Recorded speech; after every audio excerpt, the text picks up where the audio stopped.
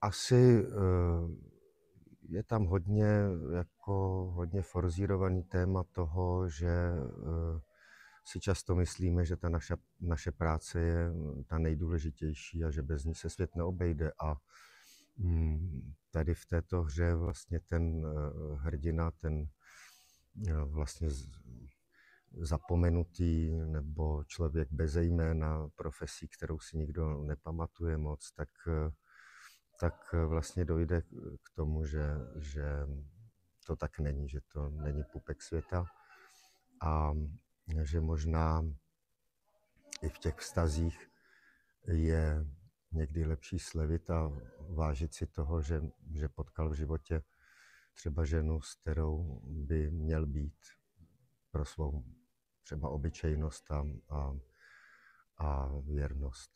Rozumím.